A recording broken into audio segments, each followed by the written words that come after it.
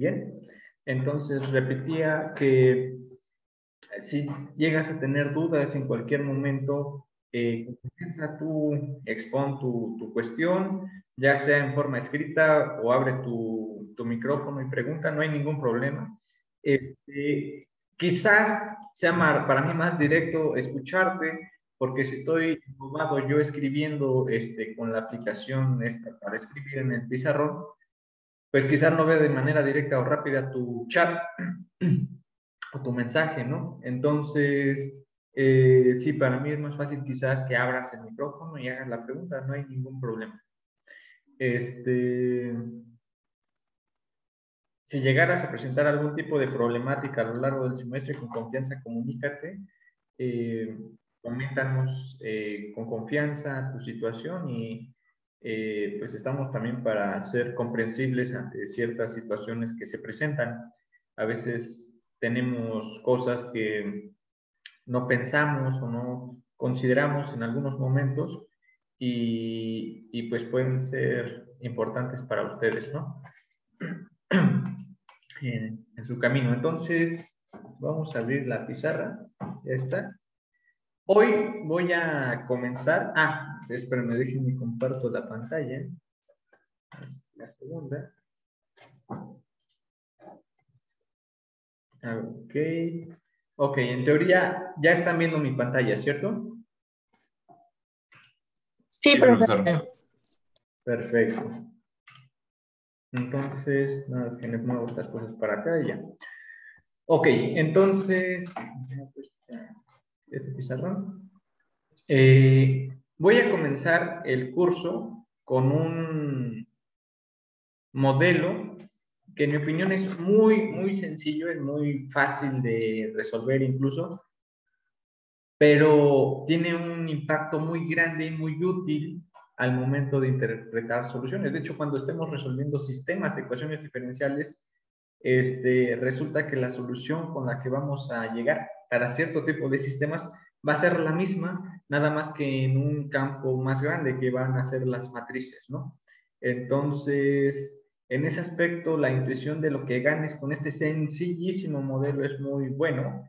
Y quiero comenzar con esto antes de definir qué es una ecuación diferencial y cómo resolverlas, etcétera, porque quiero motivar el potencial que tiene una simple ecuación de una dimensión muy sencillita, lineal y todo lo que tú quieras, ¿no? Entonces, muy fácil, muy útil y tiene un impacto realmente grande, ¿no? O sea, en medicina, en plagas, en crecimientos exponenciales. Ya ahorita te spoileé un poco la parte de exponencial, pero bueno, cosas como esto que está pasando actualmente con pandemias al inicio de las mismas, se vinculan con esta relación y es muy fácil de intuir en la construcción, ¿va? Entonces, voy a iniciar pensando o cuestionándoles a ustedes qué notan en los crecimientos, por ejemplo, de población. Pensemos en poblaciones de roedores. ¿Cómo ven a los roedores? Pensemos en conejitos. ¿Qué notan en la forma en la que se reproducen estos conejos? Es que es muy rápido, ¿no? De repente empiezan poquitas especies y de la nada se descontrola su reproducción. Exactamente, ¿no? Entonces, como acaban de comentar, ese es un punto vital para este tipo de construcción de modelo. Por aquí. Profesor, me parece que una compañera tenía una duda. Sí, nada más era que en lo de los conejos me parece que también, creo que sí seguía la sucesión de Fibonacci o algo así. Ajá. Bueno, ese es un punto, qué bueno que tocan ese tema. Ahorita la compañera comentó, siguen la sucesión de Fibonacci. Es cierto, pero también ahora en este tipo de modelos no solamente tenemos que considerar aspectos geométricos que se corresponden con correspondencias exactas. ¿Por qué? porque en la naturaleza los factores estocásticos, los factores que alteran o perturban fenómenos de los cuales no tienes control, pueden alterar ese determinismo, esa consistencia a veces rigurosa. Entonces, en muchas ocasiones, no sé, pensemos en la naturaleza de los conejitos y tal vez sigan la sucesión de Fibonacci como se comentó, pero tal vez en la sucesión o en este tipo de ejemplos no consideras tal vez que los conejos se pueden enfermar o que tal vez tienen un depredador y se los comen o que mil y un cosas, o que no tienen recursos para alimentarse y subsistir, ¿no?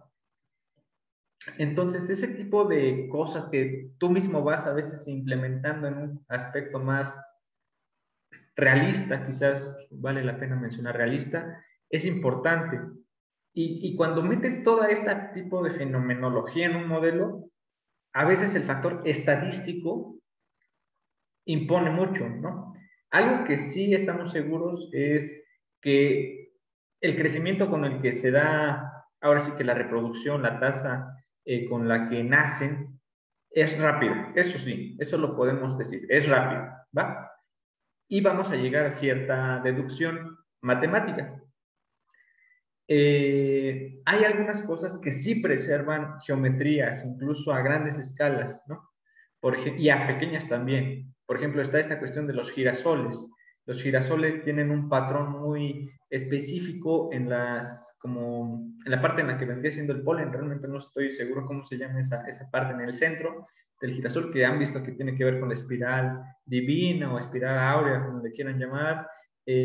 Algunos aspectos geométricos también dentro de los asteroides, por ejemplo, en el cinturón de asteroides del sistema solar también obedecen ciertas secuencias con la sucesión de Fibonacci, y en el universo igual, etcétera, y en la naturaleza también.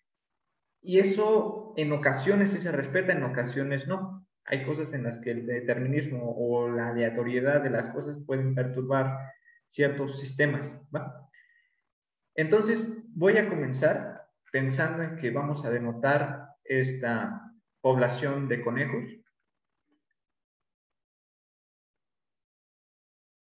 que vamos a suponer en un principio va a ser dependiente de un factor temporal, y lo vamos a llamar C, función del tiempo.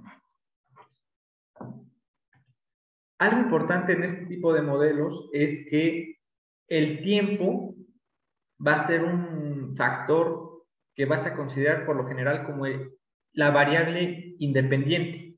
¿Qué significa eso?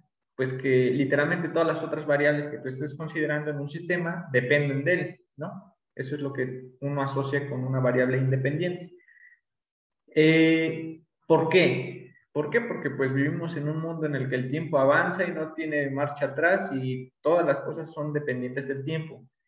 En ese aspecto quizás vale la pena mencionar una palabra que va a ser clave más adelante, y más adelante si quieres incluso llegar a ser investigador en estas cosas, se relaciona con un área, un campo que se llama sistemas dinámicos, ¿no? Los sistemas dinámicos básicamente son modelos, son una forma en la que tú puedes hacer una construcción sólida de sistemas que tienen dependencia del tiempo, ¿no?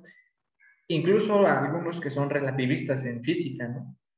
Y menciono la relatividad como un caso muy particular porque el tiempo en la relatividad también juega un papel importante de la geometría, ¿no? La geometría, para los que son físicos, después van a aprender que es parte de una misma variedad, espacio-tiempo, etcétera, etcétera. Y quizás ahí no es ya tanto la dependencia del tiempo puro, sino también el espacio es muy importante. Pero para otras cosas que no sean relativistas o mecánica cuántica en ciertos rangos, la mayoría de las cosas son dependientes del tiempo, ¿no? Si eres un actuario y estás pensando en cosas de economía o de finanzas, pues esas cosas dependen del tiempo, ¿no? Y hablas de que hoy la bolsa está en cierto nivel, del día de mañana se cae, o el día pasado mañana se sube, no lo sé. Hay muchas cosas que dependen del tiempo. En ese aspecto, por eso viene el término dinámico, ¿no? Entonces, regresando al ejemplo de los conejitos, tenemos una cantidad que va a ser un número de población que va a depender del tiempo. Y alguien menciona, algo que observamos en la población de conejos que depende del tiempo es que la velocidad con la que se reproducen es rápida. Entonces, y algo que creo que mencionó muy importante el compañero cuando mencionó esto es que entre más conejos tengas, más se reproducen, ¿no? Entonces también da la idea de que si tienes pocos, pues sí se reproducen, pero no tanto como si tuvieras muchos. ¿Sí? Y el concepto de velocidad con la que crecen, ustedes cómo lo impondrían en un contexto matemático? ¿A qué les suena el término velocidad del crecimiento de conejitos, en este caso, de población de conejos? ¿Qué les llama a primera instancia ese término, velocidad? No, a la razón de cambio en un desplazamiento en cierto tiempo. Ok, entonces, como mencionó la compañera, dice, tenemos un cambio, en este caso, de la cantidad de conejos en una razón de tiempo, ¿no? O en un intervalo de tiempo. Quizás aquí voy a usar esta notación considerando que delta C es es una diferencia entre una cantidad de conejos al tiempo T, llamémoslo T1 o T2, mejor lo voy a llamar T2 para evitar conflictos temporales. Después un tiempo T1 es una ración de cambio, de observación, y de la misma manera, pues delta T va a ser igual a algo así como una diferencia, un intervalo de tiempo definido entre tiempo 1 y tiempo 2, ¿ok?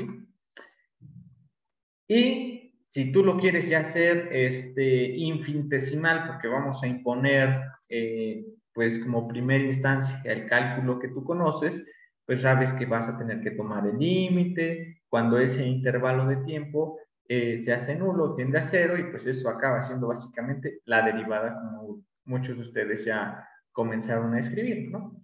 Entonces, básicamente esta es la velocidad con la que la población de conejos cambia a través del tiempo. Y el compañero mencionó que esta velocidad con la que cambia la población de conejitos a través del tiempo es proporcional. Quizás aquí voy a hacer un abuso de notación. Para algunos quizás ya sea muy recurrente utilizar este símbolo alfa como un símbolo que significa proporcionalidad, ¿va? Entonces, la velocidad con la que esta población de conejos cambia es proporcional a la cantidad de conejos. Si hay pocos conejos, pues sí, la velocidad con la que sube va a ser menor. Si hay muchos conejos, la velocidad con la que aumentan es muy grande, ¿no? ¿Sí? ¿Qué otra cosa que no sean conejos se les ocurre que se comporte así? Los virus. Perdón, hablaron al mismo tiempo casi uno. Creo que alguien mencionó edad y alguien dijo los virus. Sí, los virus.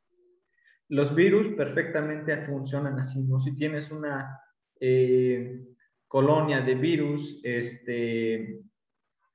dada y esa respecto a otra muestra es más grande, pues van a propagarse mucho más rápido, ¿no? Por eso es importante tener higiene, tener contingencia cuando estamos hablando de una pandemia, etcétera. ¿Por qué? Porque si no hay contingencia, pues la cantidad de enfermos, si estamos pensando en que el virus actúe sobre alguien o un ente, sea animal, ser vivo, lo que sea, si no tienes control, desde el principio esa cantidad va a crecer muy rápido. Esa es la relación con la que estamos partiendo, ¿no?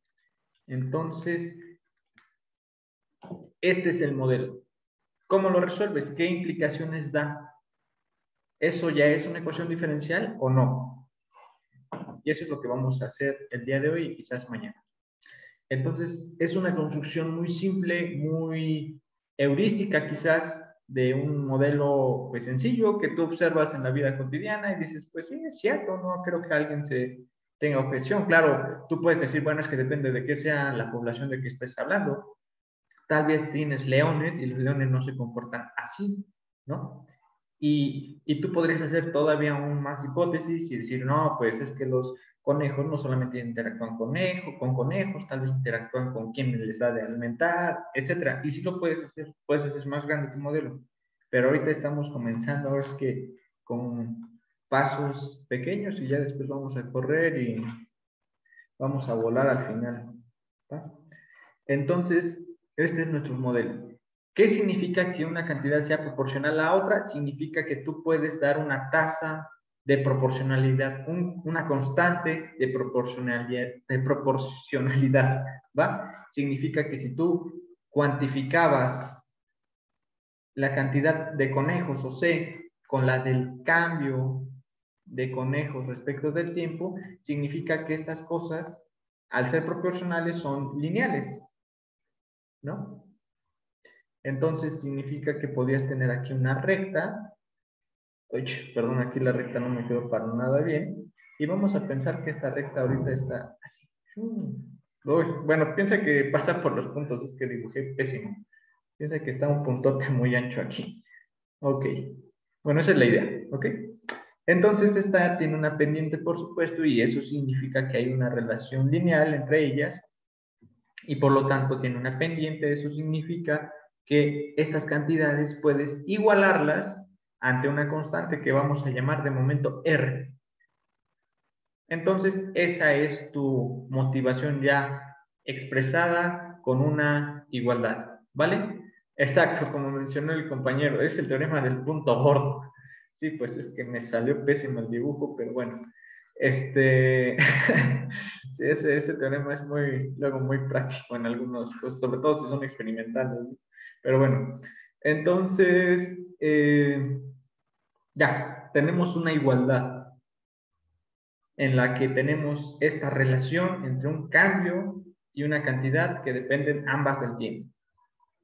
Este es nuestro modelo que describe esta relación y eso es todo. Esa es una ecuación y es una ecuación diferencial. Después te voy a decir por qué es una ecuación diferencial, pero es una ecuación diferencial y después vamos a darle el apellido de ordinaria y después le vamos a decir que es lineal y que es de primer orden y bueno, eso lo vamos a aprender más adelante.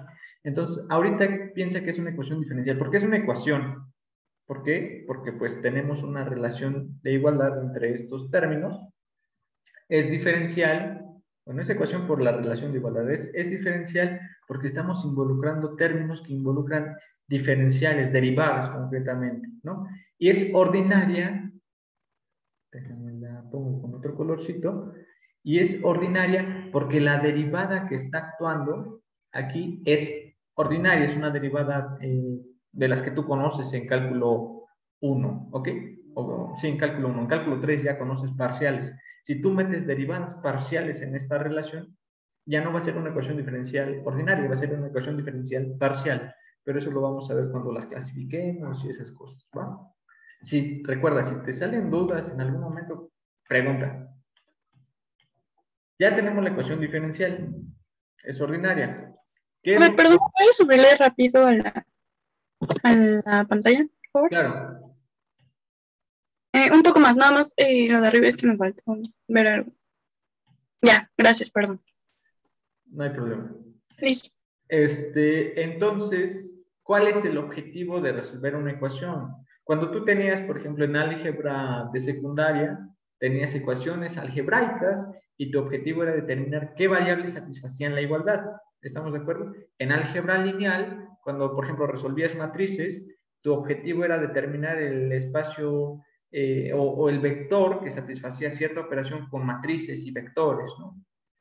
Aquí es algo similar. Lo que vamos a estar interesados en conocer o en determinar es cuál es la función que obedece esta relación mediante esta igualdad. En pocas palabras, ¿quién es la función C? Tal que si tú la derivas, tienes que tener una constante por esa función C. Quizás aquí no escribí, pero creo que vale la pena resaltar que R está considerado como un número fijo constante.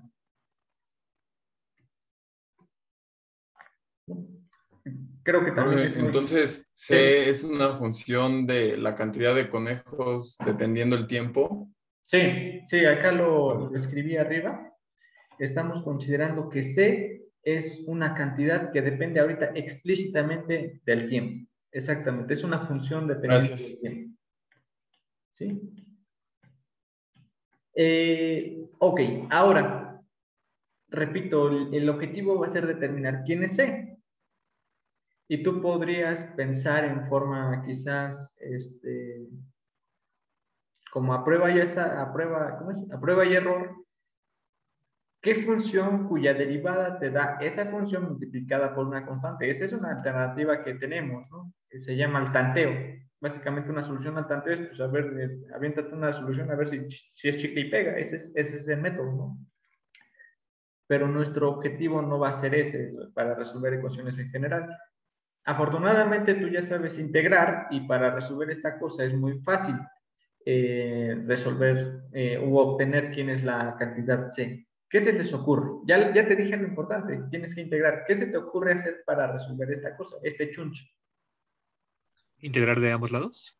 Integrar de ambos lados. Nada más que tenemos que integrar de ambos lados en forma cuidadosa y tratando de evitar algo que cuando eres matemático, cuando eres físico, cuando eres alguien de ciencias, te puede preocupar porque puedes decir, no, y es que ahorita voy a integrar y voy a eliminar diferenciales.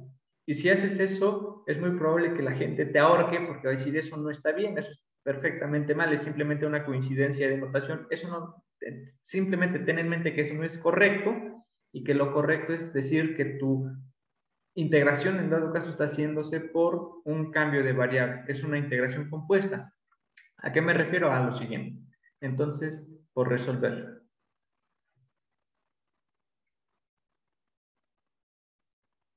C. Entonces, bueno, aquí la C, quizás C de conejos, C mayúscula, ¿vale? Porque después en la integral puede salir una constante de integración y también le vamos a llamar C, entonces es C de conejos. ¿Qué vamos a hacer?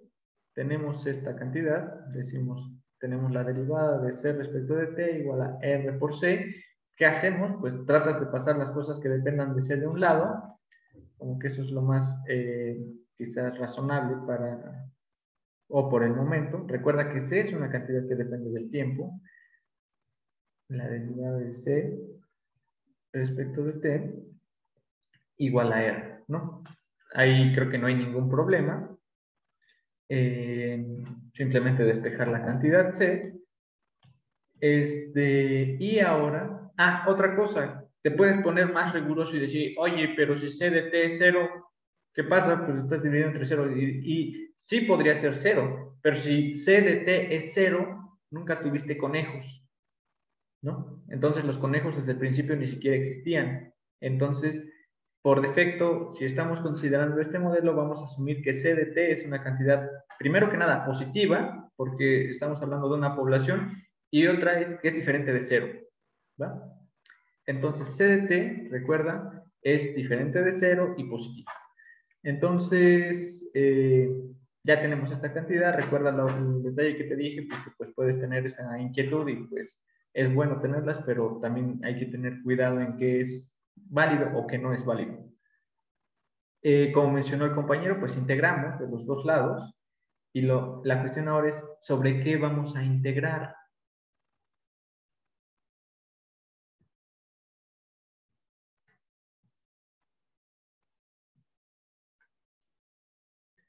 ¿Sobre qué variable vamos a integrar? ¿Sobre C o sobre T? ¿O sobre R? Sobre T, ¿no? Sobre Sobre T. T. Sobre T, es cierto. Entonces vamos a integrar sobre T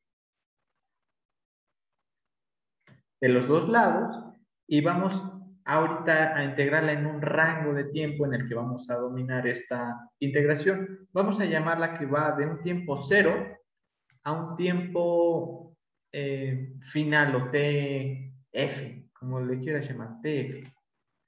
0 a TF. Entonces, procedemos a hacer esta integración. ¿Cómo se resuelve esa integral?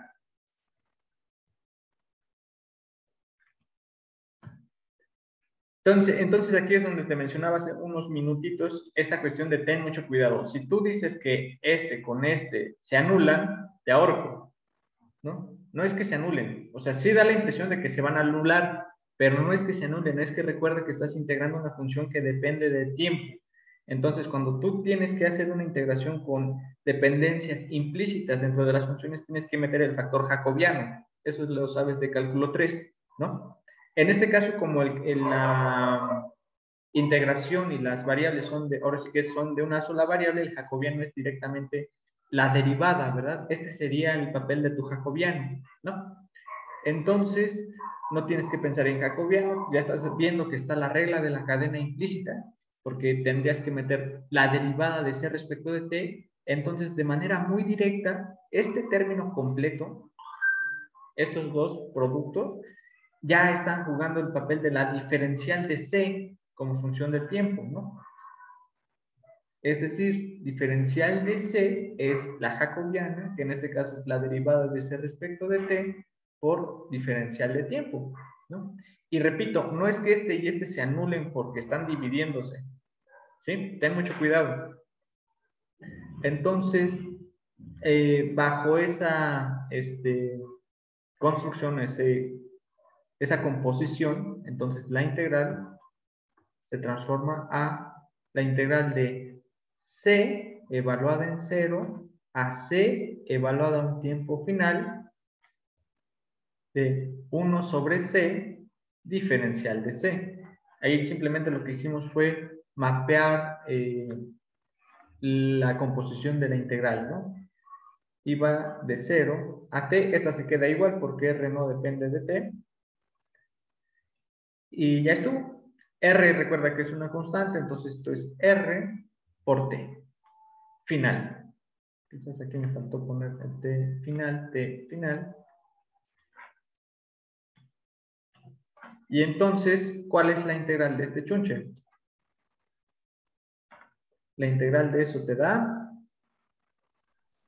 El logaritmo Natural. natural de t. Es el logaritmo natural. Exactamente, usted queda el logaritmo natural de c, función de t, evaluada en c0 a c en tiempo final, igual a rt. Final, ¿no?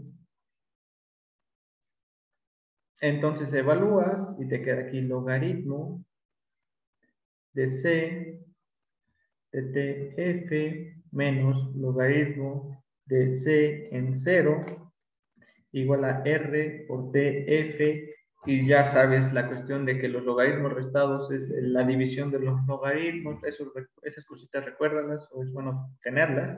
Entonces te queda, voy aquí a desarrollar paso a paso las cositas, te queda esto, ¿no? Te queda que el logaritmo de c tf sobre c a tiempo 0 es igual a r por tf, y lo que tú estabas interesado era obtener c a tiempo f, ¿no? O sea, de c función de t. Entonces, la despejas de aquí.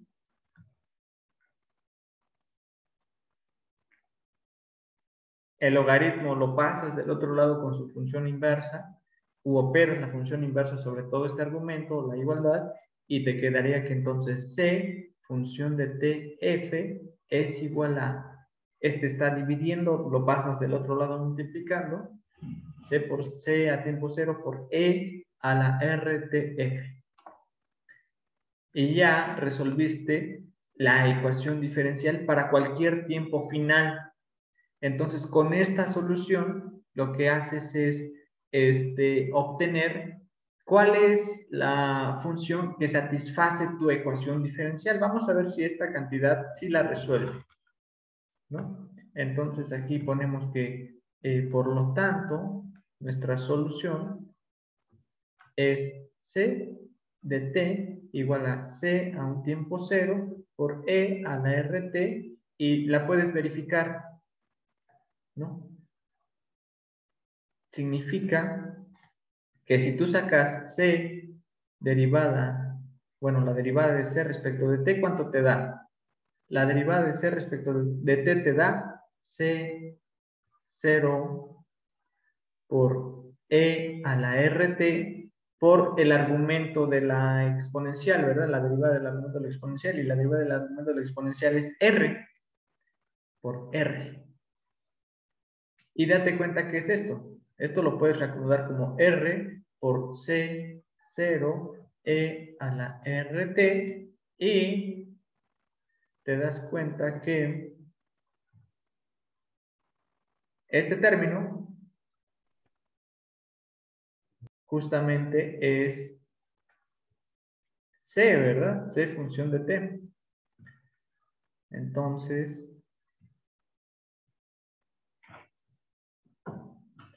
nos queda que la derivada de c como función de t es igual a r por c. Entonces, lo que estamos diciendo es que nuestra solución sí es una cantidad que satisface la igualdad. Por lo tanto, es una cantidad que resuelve nuestra ecuación diferencial. ¿Sí?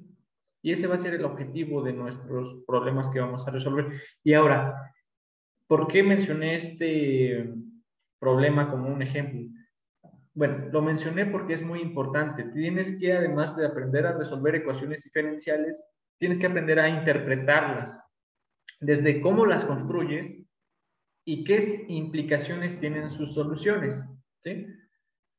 ¿Por qué? Porque, por ejemplo, yo no sé, tal vez estás haciendo geometría diferencial y sale que la cantidad normal, binormal y tangente obedecen ciertas ecuaciones diferenciales. Entonces, esas ecuaciones diferenciales que forman lo que tú conoces ahora como el triángulo de Serret-Frenet, pues significan que bajo cierta estructura de ecuaciones diferenciales, las ecuaciones ahora sí que gobiernan una trayectoria, una órbita, una función, no pueden ser cualquiera, tienen que ser ciertas cantidades o ciertas funciones, en este caso, si estamos hablando del triedro, que van a obedecer tu curva, ¿no? Entonces, por ejemplo, cuando tú resuelves cosas en geometría diferencial, tal vez lo que te va a interesar es saber cuál es la órbita o la trayectoria que obedecen ciertas cantidades dadas su curvatura, su torsión, su vector normal, binormal, tangente, etcétera, ¿va? Puedes tal vez venir de una construcción de mecánica cuántica y tal vez tienes la ecuación de Schrödinger y bajo ciertas ideas tienes una ecuación. Entonces, sabes que esa ecuación va a resolver algo y lo importante quizás sea qué significado tienen esas soluciones, ¿no? Concretamente hablando, las personas que hacen mecánica cuántica regularmente es muy chistoso porque regularmente a veces sí puedes resolver las cosas, a veces es muy complicado, pero las interpretaciones son muy complicadas en la mecánica cuántica, ¿no? Y si alguien incluso si voy y le pregunto a un premio Nobel, ¿qué interpretación concreta tiene tal teoría de la mecánica cuántica? Estoy seguro que nadie se va a atrever a decirme, yo lo entiendo todo, ¿no? ¿Por qué? Porque la mecánica cuántica es muy caprichosa, es muy difícil de comprender, ¿no? Hay algunas otras cosas que son más tangibles y que son más comprensibles en las propias soluciones. Algunas teorías no, algunas sí se dejan, algunas otras no, ¿no? Entonces, ¿qué significado tiene esta solución que obtuvimos? ¿Qué nos está diciendo? Ya la resolvimos, quizás fue muy fácil resolverla. Nos dice, pues estamos diciendo, lo que se debería entender de esta solución que está marcada ahí en amarillo es que la cantidad de conejos que estás teniendo va a crecer exponencialmente y va a depender de una cantidad inicial de conejos que tú tenías aquí escrita, va a depender de esa cantidad y va a crecer tan rápido tengas este número R en forma exponencial. Si tú graficaras la solución de esta ecuación diferencial como función del tiempo, tendrías algo así.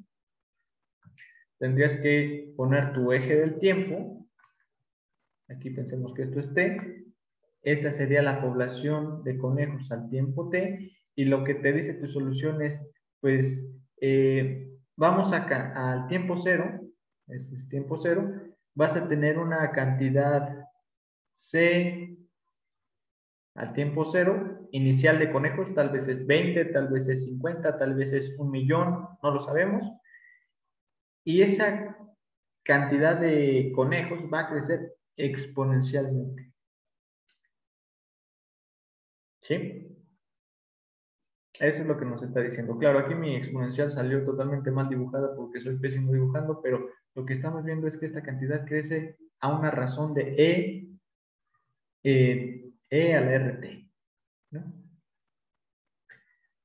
Creo que ya vale la pena mencionar que esa cantidad de proporcionalidad que le llamamos ahorita R tiene un nombre y se va a llamar literalmente la tasa de crecimiento.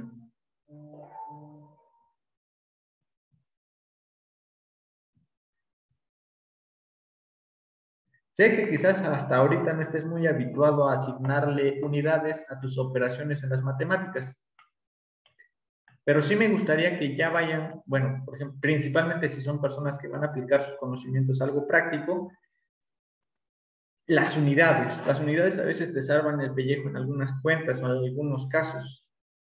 El tiempo, pues ya sabes que lo mides en minutos, segundos, horas, años, siglos, lo que quieras. ¿Qué unidades tiene la cantidad R? ¿Y qué unidades tiene la velocidad? A ver, cuéntenme. ¿Qué unidades tiene? Ajá, ¿escucho? R podría ser como 100 unidades, creo, adimensional, o sea, un escalar. A ver, se comenta que R es una cantidad escalar. Vamos a ver si eso tiene unos sentidos. Eso es importante, te digo, cuando ya empiecen a modelar cosas, ¿no?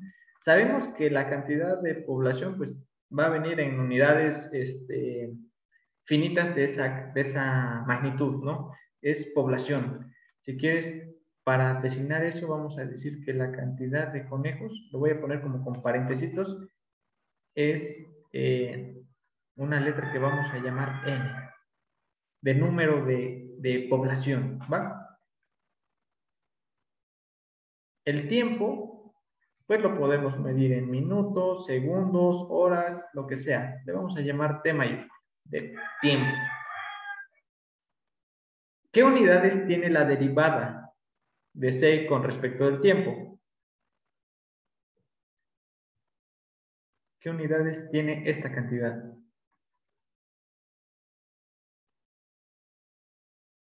¿N sobre T? N sobre T, exactamente. N sobre T. ¿Por qué? Porque es una velocidad.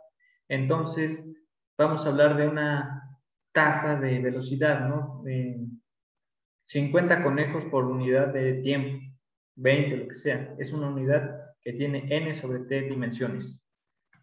Entonces, si la igualdad nos dice, tenemos esta cantidad igualada a esta, y C ya sabemos que tiene unidades de N, ¿qué unidades tiene R? Entonces, fíjense, vamos a analizar la dimensionalidad de las cosas.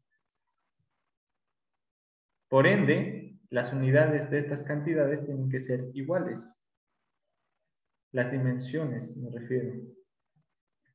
Esta cosa ya dijimos que es N sobre T. Esta todavía no la sabemos, pero sí sabemos que de momento la cantidad, las dimensiones de C es N. Entonces, ¿qué unidades tiene el factor R o el valor R? 1 sobre T. Tiene valor de 1 sobre T, ¿verdad? Aquí podemos despejar y por lo tanto, las dimensiones de R tienen o son 1 entre T, o son unidades 1 entre tiempo, ¿sí? Por eso se les llama tasas de crecimiento. ¿Cuál es la tasa de crecimiento de la población? ¿No? Si tú analizas la solución te dice, pues es una cantidad que va a ser exponencial del producto de R por T. ¿Qué dimensiones tiene esta cantidad? Es adimensional, si se dan cuenta. ¿Por qué? Porque R tiene unidades de 1 entre T y T tiene unidades de T, entonces el producto va a ser adimensional, lo cual tiene sentido. Una cosa importante tal vez vale la pena señalar ahorita es que cuando tienes argumentos de cantidades naturales, ahora sí que en el sentido estricto de la palabra natural, en un entorno, son adimensionales. Por ejemplo, no podrías sacar el seno de 5 vacas, ¿no? Tal vez tienes el seno de 5, pero 5 vino de algo que en conjunto se anuló unidades vacas entre unidades peces o lo que tú quieras, tiempo, lo que sea, y fue adimensional al final. ¿Va? La unidad C a tiempo cero sí tiene unidades de cantidad de población n. Entonces también tiene que haber congruencia matemática en el sentido de las soluciones, ¿va? Eso es importante a veces tenerlo en mente, ¿va? Ya me dijeron algún tipo de aplicación alterna a lo que no sea conejos. Virus funciona perfecto. Otra cantidad importante, bacterias. Ya han escuchado, visto seguro muchos documentales o noticias donde saben que si no se lavan las manos, pues es muy propicio que se enfermen. ¿Por qué? Porque la cochinada se propaga muy rápido. ¿Qué otras cosas tienen en mente o saben que se propaguen así? Pues yo en la prepa llegué a escuchar que la radiación o algo así que de carbono. Ese va a ser muy útil, pero va a funcionar a la inversa. Y eso lo vamos a ver justamente en la siguiente clase. Pero sí, la radiación tiene algo así, nada más que en lugar de ser una tasa de crecimiento, va a ser una tasa de decaimiento. Pero va a tener ese mismo tipo de fenomenología. Vamos a ponerle la radiación. Nada más que la radiación le vamos a poner un asterisco porque no es crecimiento, va a ser decaimiento. ¿Va? ¿Qué otra cosa tienen en mente que se relacione velocidad de crecimiento o decaimiento, si quieren ya considerarlo, con la cantidad de ese material, o vida, o sustancia, o lo que tú quieres? ¿Qué otra cosa tienen en mente que se maneje con esa equivalencia? Podría ser algo así como los contagios de una pandemia. Pandemias, sí, pandemias.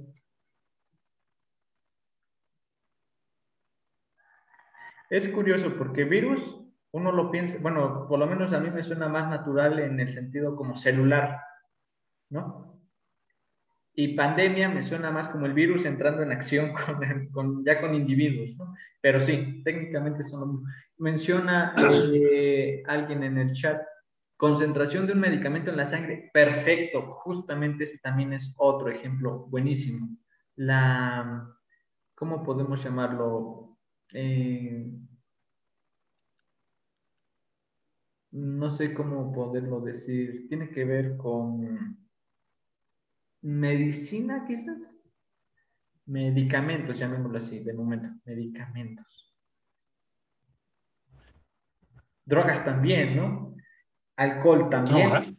Las drogas también, sí. Por ejemplo, si tú estás dopado, literalmente, te van a suministrar una cantidad inicial de un analgésico o, por ejemplo, si te están operando, te van a anestesia. Mencionó la compañera perfectamente, metabolizar el medicamento, ¿no? Eh, células en un embrión, no estoy tan seguro, tal vez sí, no lo sé, es una buena pregunta, quizás a un médico podría saberlo con más precisión, puede ser, no lo dudo, puede ser. La de metabolizar el medicamento, sí, les decía, drogas, cuando te ponen un anestésico, una anestesia, te van a suministrar una cantidad y después de esa cantidad va a empezar a decaer y después vamos a ver justamente se relaciona como con la radiación, no porque sean efectos de radioactivos ni nada, sino porque llevan un comportamiento similar en el sentido de que se metaboliza esa cantidad en el cuerpo, ¿no? El crecimiento de poblaciones, sí, perfectamente, ese es otro buen punto en la población. Pero hay algo que de estos ejemplos, quizás exceptuando la radiación y quizás la pandemia, bueno, sí, quizás de momento la radiación sea el único, igual que siguen un asterisco, es que hay cosas que sí se comportan así en forma exponencial, pero hasta cierto límite. ¿Por qué? Porque, por ejemplo, pensemos en un caso muy sencillito. Permítanme pensar que esto es una caja Petri que utilizan los compañeros biólogos, en la que tienes un medio de cultivo, tienes aquí una cosa que ellos suelen llamar agar, el agar, que básicamente es como un nutriente en el que el cultivo de tus bacterias o virus, lo que ellos estén estudiando, se va a dar, ¿no? Entonces, lo que hacen los biólogos regularmente es, van a tomar una muestra de lo que ellos consideran un patógeno, regularmente es un patógeno, no necesariamente tiene que ser eso, puede ser alguna otra cosa, que la van a dejar aquí, una pequeña muestra, y lo que van a notar es que a lo largo del tiempo, esa cantidad de población, llamémoslo ahorita población de individuos de una bacteria, un hongo, no sé, va a crecer y van a notar los biólogos, de verdad, cuando miden, que esta cantidad crece en forma exponencial. Entonces, si tú analizas una cantidad inicial de este material a tiempo cero y la analizas en el tiempo, ves que esto crece exponencialmente. Por cierto, quizás para algunos compañeros, este tipo de gráficas regularmente se les conoce series de tiempo, como series de tiempo. ¿Por qué? Porque estás graficando contra tiempo, ¿no? Quizás en la actualidad sea más común para ustedes y para futuras clases este término de series de tiempo, ¿no? Graficar cosas como función de tiempo. Entonces, si tú graficas como biólogo esa población, vas a ver eso. Hasta cierto límite. ¿Por qué? ¿Qué es lo que va a empezar a suceder con este crecimiento? Cuéntenme, ¿qué es lo que quizás hasta visualmente ya se nota? ¿Se va a expandir? Se va a expandir y va a llegar a algún límite. Pues sí, ¿no? El límite de la caja Petri. Exactamente, entonces va a alcanzar sus límites en los que, primero, el tamaño de la propia caja Petri llega, o sea, ya no va a haber límite, se va a alcanzar su límite espacial. Entonces, esa población que al principio crecía exponencialmente va a dejar de hacerlo y va a llegar quizás a un límite en el que ya no puede crecer más. Otra cosa, como mencionó la compañera Brenda, se acaban los recursos. Entonces, si ya no tienen comida porque se la acaban, pues la cantidad de población, aparte de que llega a un límite, va a empezar a decaer. ¿Sí? Entonces, son aspectos que ustedes como científicos en los modelos tienen que considerar. ¿Sí? Por eso a mí me gusta más dar un enfoque aplicado en esta materia, porque creo que es muy válido que como científicos tengan criterios para resolver cosas que están en la naturaleza o que observan y se dan, ¿no? Más que simplemente dar algunos teoremas que por supuesto también vamos a ver, pero no es tal mi prioridad es un poco más la conceptualización de ciertas cosas, ¿no? Entonces, en efecto, ¿qué va a pasar? Pues vamos a crecer exponencialmente, va a haber un régimen en el tiempo, un intervalo en el que el crecimiento exponencial sí se va a dar y lo vas a observar, pero después el modelo de este crecimiento exponencial va a tronar, ya no va a funcionar. ¿Por qué? Porque hay aspectos que por supuesto no puedes modelar solamente con esto. Tienes que meterle más cosas a tu modelo para que puedas asimilar, por ejemplo, el contenido de la caja o que los recursos se acaban, o tal vez eres, por ejemplo, un biólogo que tienes tu caja y que regularmente le está metiendo otra vez alimento, ¿no? Tal vez después de cierto periodo de tiempo le reactivas el nutriente, sus recursos. Entonces lo que vas a ver es que, por ejemplo, si esto tú lo introduces en forma armónica con una función seno, es decir, cada cierto periodo le vuelves a aumentar comida, se la bajas. La aumentas otra vez, se la bajas. Pues, ¿qué vas a ver acá? Vas a ver un efecto de rebote, de acción, en el que va a aumentar, quizás llegue a una saturación, decae y otra vez aumenta. Y tal vez sea algo periódico. No lo sabemos, tal vez va a depender de qué estés considerando como bacteria o virus, etcétera, etcétera. Entonces, ¿Cómo modelar las cosas? Pues depende en qué intervalo de tiempo estés hablando, o de qué estés hablando en sí concretamente de tu población, en este caso de bacterias, virus, seres vivos, etcétera, ¿no? De las interacciones, además. Entonces, en la siguiente clase, ahorita vamos a terminar la sesión, en la siguiente clase vamos a tomar un caso en el que no solamente hay crecimiento, va a haber decaimiento. Concretamente lo vamos a aplicar, vamos a hacer mención de la radiación y de la cuestión del metabolismo, como mencionaron, ¿va? No sé si hay dudas o hay preguntas hasta el momento. No, profe, todo bien. Y no, profe, todo bien, gracias. Bueno, entonces, pues nada, con esto termino la sesión. Estas notas, recuerden, las voy a compartir en su carpeta de Dropbox, donde dice notas, y pues ahí va a estar, ¿va? Entonces, nada más déjenme termino, dejo de compartir pantalla. Detengo la grabación.